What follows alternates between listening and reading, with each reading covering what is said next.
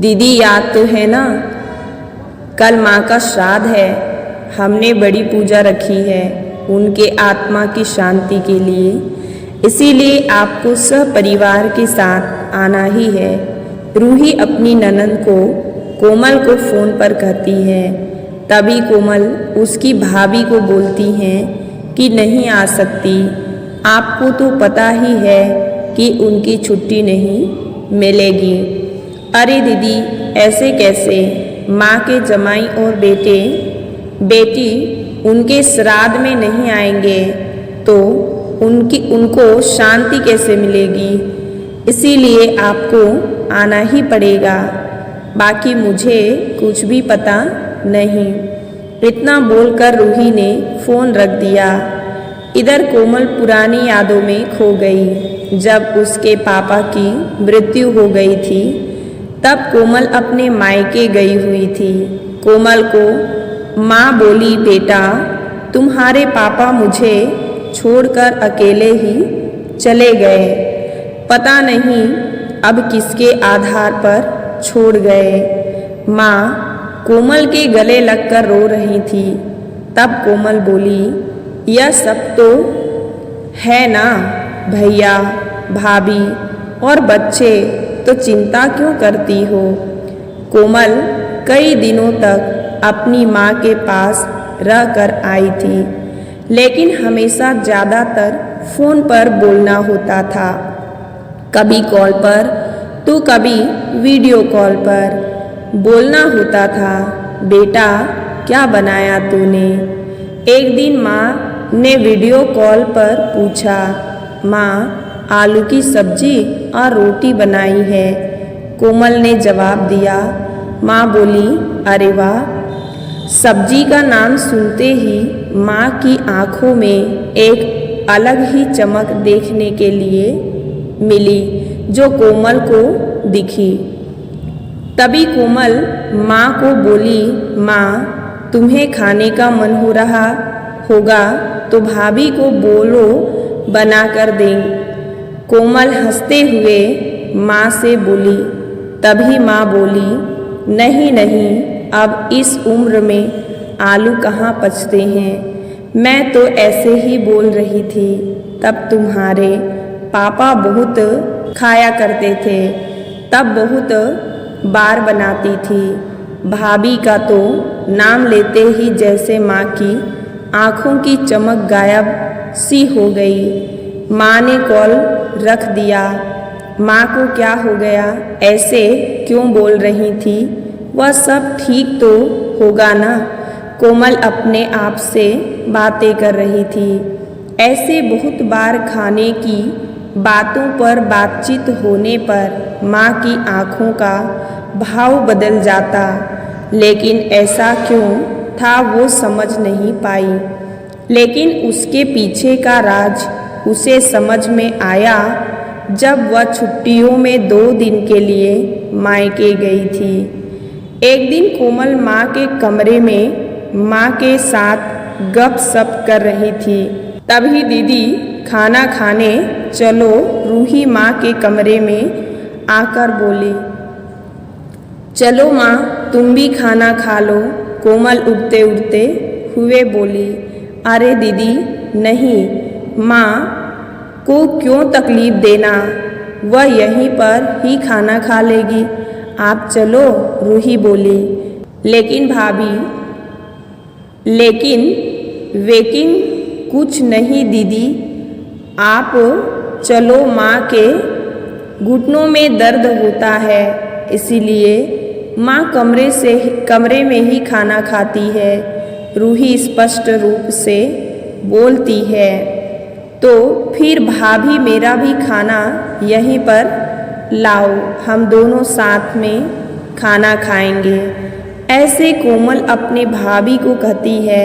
इस पर रूही कुछ नहीं बोल पाई, लेकिन कोमल को साफ तरीके से समझ में आ गया कि रूही को यह सब पसंद नहीं आया।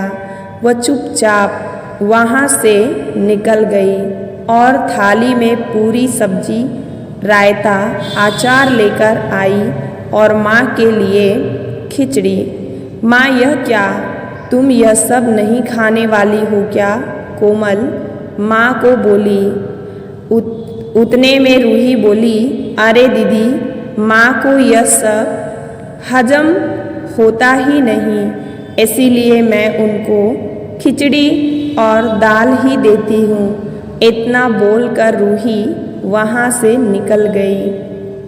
माँ ने अपनी प्लेट उठाई, पर माँ का ध्यान कोमल की प्लेट पर ही था। यह देख कोमल सुन सी पड़ गई। उसने माँ के मुंह में एक पूरी का निवाला डाला, लेकिन माँ ने मना कर दिया। तब कोमल ने अपनी माँ की आँखों में वही भाव देखा था जो वीडियो कॉल पर देखा था। पता नहीं भाभी का डर था या लड़की के निवाले का मोह था। तभी कोमल ने पूरा खाना माँ को खिलाया और खुद खिचड़ी खाने लगी। 2 दिन कोमल वहीं पर थी और कोमल माँ को उसकी प्लेट का खाना खिलाती और खुद खिचड़ी खाती। ऐसे 2 दिन तक चला। माँ के बहुत मना करने के बाद भी कोमल मात्र जिद में माँ को खाना खिलाती थी। वह बोली, भैया मैं कुछ दिनों के लिए माँ को अपने घर ले जाती हूँ।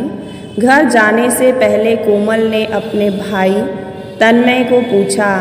वह बोला, क्या तुम्हारा दिमाग खराब हो गया है? लोग क्या कहेंगे? बेटा माँ को तकलीफ देता होगा, इसीलिए माँ अपनी बेटी के घर रहती है। तन्मय गुस्से में बोला, अरे बाबा, सही तो बोल रहा है। वहाँ माँ बेटी के घर जाती हैं क्या? भला तू आराम से जा अपने घर, मेरी चिंता मत कर, मैं यहाँ खुश हूँ। बेटी की बातें सुनकर माँ बोली। कोमल ने बहुत जिद की, लेकिन माँ बेबस थी। कोमल उदास मन से अपने घर वापस आई। कुछ दिनों बाद खबर आई कि माँ अब नहीं रही। इस खबर ने सब कुछ खत्म कर दिया था।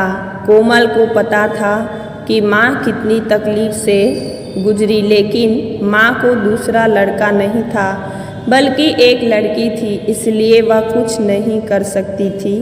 कोमल अकेले ही माँ के श्राद्ध में आई। आज माँ के श्राद्ध में 56 तरह के भोग लगाए और बनाए गए। सब लोग मज़े से खा रहे थे।